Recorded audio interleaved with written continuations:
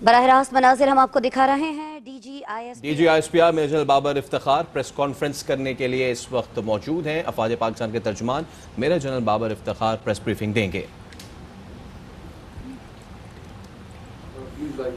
D G S P R major general Babar Iftikhar press conference کر۔ بسم اللہ الرحمن الرحیم۔ Thank you very much for being here today. آج کی اس پریس کانفرنس کا 1 پوائنٹ ایجنڈا ہے اور بیسیکلی ریکارڈ کی درستگی کے لیے میں بات کر رہا ہوں۔ کل ایک ایسا بیان دیا گیا جس میں قومی سلامتی سے منسلک معاملات کی تاریخ کو مسخ کرنے کی کوشش کی گئی۔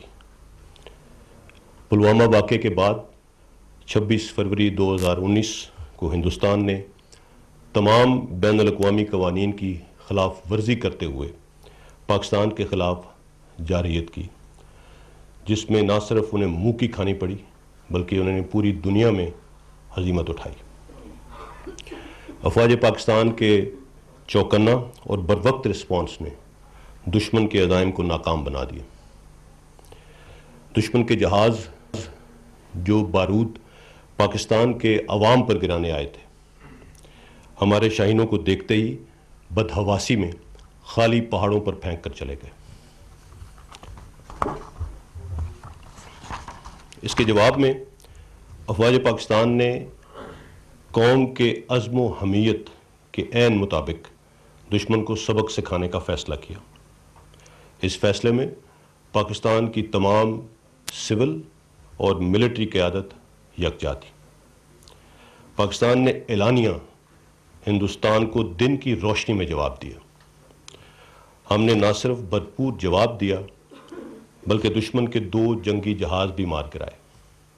ونگ کمانڈر ابھینندن کو گرفتار کر لیا گیا اور دشمن اس ساری کارروائی کے دوران اتنا خوفزدہ ہوا کہ بدحواسی اور پینک میں اپنے ہی ہیلی کاپٹر اور جوانوں کو مار گرایا۔ اللہ کی نصرت سے ہمیں ہندوستان کے خلاف واضح فتح نصیب ہوئی۔ اس کامیابی سے نہ صرف ہندوستان کی کھوکھلی قوت کی کلئی دنیا کے سامنے کھلی بلکہ پوری پاکستانی قوم کا سر فخر سے بلند ہوا اور مسلح افواج سرخرو ہوئیں۔ پاکستان کی فتح کو نہ صرف دنیا میں تسلیم کیا گیا بلکہ خود ہندوستان کی قیادت نے اس شکست کا جواز رافیل طیاروں کی عدم دستیابی پر ڈال دیا۔ حکومت پاکستان نے ایک ذمہ دار ریاست کے طور پر امن کو ایک اور موقع دیتے ہوئے بھارتی جنگی قیدی ونگ کمانڈر ابھینندن کو بھی رہا کرنے کا فیصلہ کیا۔ اس ذمہ دارانہ فیصلے کو جو کہ جنیوا کنونشن کے تحت تھا، پوری دنیا نے سراہا۔ میں یہاں ایک مرتبہ پھر تاریخ کی درستگی کے لیے واضح کر دینا چاہتا ہوں کہ پاکستان نے پہلے اپنی کیپیبلٹی اور ریزالو کا مظاہرہ کیا اور یہ فیصلہ تمام جنگی آپشنز کو مد نظر رکھتے ہوئے ایک پوزیشن آف اسٹرینتھ سے کیا گیا۔ پاکستان کی قیادت اور افواج پاکستان ہر طرح کی صورتحال سے نمٹنے کے لیے پوری طرح تیار تھی۔ We gave them a bloody nose and it is still hurting۔ ہندوستانی جنگی قیادت ونگ کمانڈر ابھینندن کی رہائی اور ایک ذمہ دار ریاست کے میچور رسپانس کے علاوہ کسی اور چیز سے جوڑنا انتہائی افسوسناک اور گمراہ کن ہے۔ یہ دراصل پاکستانی قوم کی ہندوستان پر واضح برتری اور فتح کو متنازع بنانے کے مترادف ہے اور یہ چیز میرے خیال میں کسی بھی پاکستانی کے لیے قابل قبول نہیں۔ ایسی منفی بیانی کی براہ راست قومی سلامتی پر اثرات ہوتے ہیں، اور ان چیزوں کا دشمن انفارمیشن ڈومین میں بھرپور فائدہ اٹھا رہا ہے اور اس کی جھلک آج آپ سب انڈین میڈیا پر دیکھ سکتے ہیں۔ یہی بیانیہ ہندوستان کی شکست اور ہزیمت کو کم کرنے کے لیے استعمال کیا جا رہا ہے۔ ان حالات میں جب دشمن قوتیں پاکستان پر ہائبرڈ وار مسلط कर चुकी हैं, हम सबको इंतहाई जिम्मेदारी से आगे बढ़ना होगा। अफवाज पाकिस्तान खित्ते की सिक्योरिटी सूरत हाल पर मुकम्मल नज़र रखे हुए हैं और अंदरूनी और बैरूनी ख़तरात से न सिर्फ आगाह हैं बल्कि तमाम चैलेंजेस का मुकाबला करने के लिए हर तरह से तैयार हैं। कौम की मदद से पाकिस्तान के ख़िलाफ़ हर साजिश को नाकाम बनाएंगे और किसी भी जारियत का इंशाअल्लाह मुंह तोड़ जवाब दिया जाएगा। अफवाज पाकिस्तान जिंदाबाद, Pakistan पाइंदाबाद। Thank you very much.